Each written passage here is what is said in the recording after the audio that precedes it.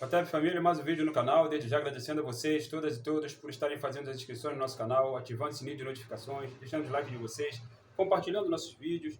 Muito obrigado aos novos e novas inscritas e inscritos. Somos pouco mais de 1.140 inscritos e inscritos nesse canal, que se propõe a debater as contribuições que as populações africanas do continente da diáspora legaram para a humanidade, sempre a partir da perspectiva do pan-africanismo. Este é o África no Centro. Família, hoje a gente está aqui para trocar uma ideia sobre esse problema que está acontecendo nos Estados Unidos de deportação sistemática em massa.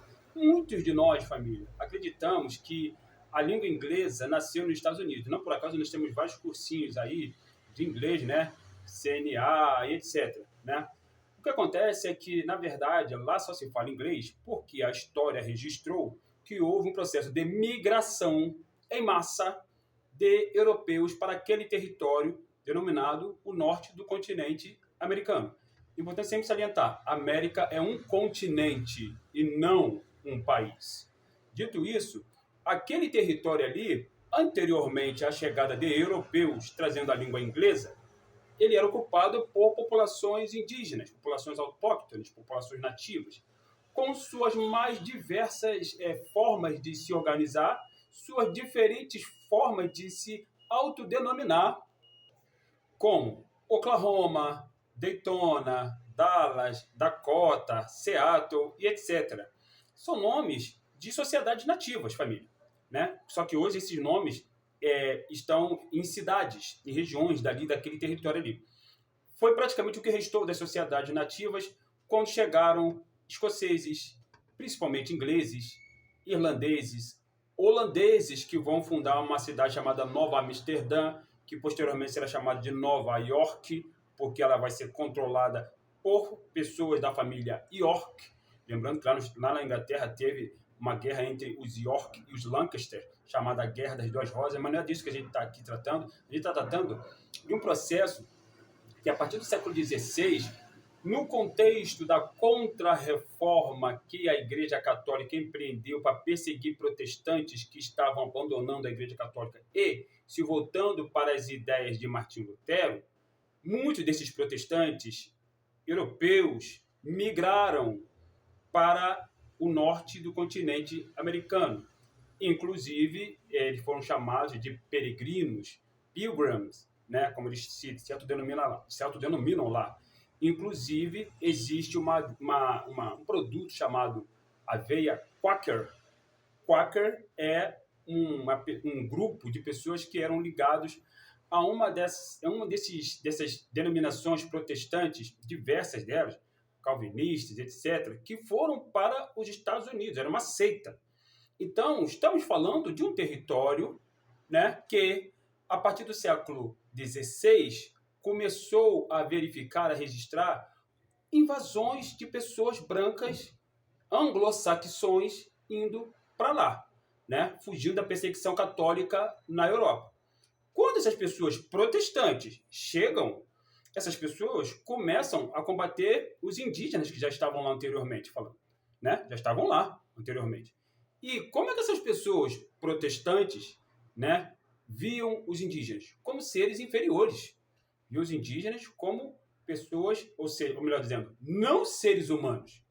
Exatamente como os portugueses e os espanhóis viam as sociedades indígenas da porção sul do continente americano. Sempre lembrando, América é um continente, não um país. O que acontece é que esse fluxo sistemático de imigrantes, basicamente da língua inglesa, e é por isso que nos Estados Unidos se fala inglês, todos eles de origem, ou a maioria deles de origem anglo-saxã, eles vão empregar o racismo anglo-saxão naquele território ali, de maneira sistemática. E o racismo anglo-saxão, conforme explica o grande Carlos Moore, é um racismo fundado na modernidade capitalista. Estamos falando do período em que estavam acontecendo as grandes navegações, quando o capitalismo estava dando seus primeiros passos, no sentido de fazer o quê? De fazer a acumulação primitiva de capital, ou seja, roubar sistematicamente as riquezas dos territórios para onde esses europeus estavam indo, e, posteriormente, porque eles eram colonos, e os brancos, conforme explica Stockley Carmichael, onde quer que eles chegaram, eles criaram uma colônia de colonos, sejam eles maioria, como nos Estados Unidos da América, ou minoria, como aqui no Brasil. E o objetivo deles era rapinar o território. O que acontece é que nos Estados Unidos da América, o terreno não era tão rico em recursos minerais quanto no Brasil. E aí, o que aconteceu lá se transformou de uma colônia de exploração, que seria, a princípio, se o território fosse rico, uma colônia de povoamento. O que acontece é que esse processo de povoamento começa exatamente pela parte leste do continente. E, posteriormente, a partir do século XVIII, XIX, ele começa a expandir para o oeste, levando para a costa oeste estadunidense o mesmo tipo de violência brutal e sistemática que os europeus protestantes anglo-saxões tinham empregado na parte leste, criando, então, as tais 13 colônias, né? Maryland, Connecticut e etc. Não vou ficar aqui citando o nome de colônia estadunidense, porque isso é fácil de vocês encontrarem aí no Google da vida. Então, o que acontece? Importante salientar aqui. Este processo levou, logicamente, o pensamento que estava na cabeça dessas pessoas de que eles eram puritanos, né?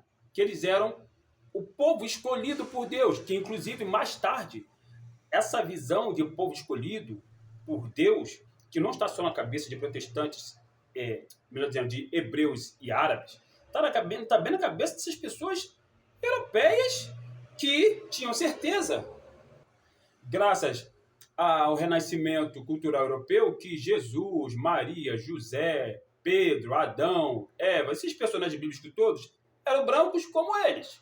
Já falamos disso aqui. E aí, eles tinham a certeza, percebam, de que eles eram um povo escolhido por Deus, e não por acaso, mais tarde isso vai se manifestar, vai se materializar no manifesto destino que esses caras estadunidenses vão construir, dizendo que eles são um povo escolhido e determinado por Deus para, em suma, controlar o mundo, não só controlar aquele território ali. O que acontece é que este tipo de movimentação, este tipo de emprego da força e impor sistematicamente a sua cultura, sua língua, seus costumes, sua religião protestante, né, impregnou todo o território, e ali se criou um processo muito bem pensado, muito bem elaborado, de que só seriam considerados estadunidenses, americanos, entre aspas, como eles se denominam, mas eles não são americanos, eles são estadunidenses, porque eles criaram um país chamado Estados Unidos da América em 1776, né, fundado por Thomas Jefferson, Adams, George Washington, etc., né, os tais pais fundadores. Percebam que é uma visão patriarcal, é óbvio que está vindo da Europa, né? Não tem mãe fundadora lá, tem pais fundadores. E eles disseram que, para ser um estadunidense padrão, teria que estar inserido, a pessoa teria que estar inserida na sigla WASP, W-A-S-P, que significa White, Anglo-Saxon and Protestant. Ou seja, quaisquer pessoas, como os indígenas, por exemplo, que não estivessem inseridas nesse perfil que eles criaram e determinaram, não seria considerado americano, protestante, porque os indígenas não são protestantes. Logicamente, os indígenas tinham sua própria cultura, sua própria religião, sua própria visão de mundo. E os africanos lá? Então, seriam tão descartados, tão desconsiderados quanto os indígenas. Porque os africanos eram um povo, na visão deles, protestante, sem alma, um povo que cultuava o demônio, como os católicos falavam aqui, como os protestantes falam hoje aqui no Brasil, né? E, portanto, um povo que, para ser salvo, teria que se converter à religião protestante. Ou seja, né, teria que abandonar sua cultura original, suas línguas originais, suas tradições originais, seu modo de vida, e se inserir na cultura anglo-saxã, protestante, europeia e eurocêntrica, que seria empurrada a goela abaixo naqueles africanos que estavam ali. Por isso que você tem as tais Black Church nos Estados Unidos da América, igrejas pretas, muitas delas povoadas por pessoas negras. O que acontece é que, mesmo essas pessoas negras abraçando o protestantismo, né, ainda assim, elas criaram mecanismos, no plural, de resistir a essa imposição, né, mesclando elementos do protestantismo com elementos africanos autóctones originais.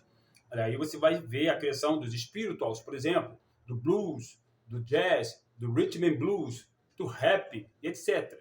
Não por acaso, lá, por ser uma colônia anglo-saxã e estabelecer o racismo estar estabelecido o racismo anglo-saxão, em que se proíbe a miscigenação, o que aconteceu? Eles criaram mais tarde a segregação, a partir do fim da Guerra de Secessão, que foi em 1865.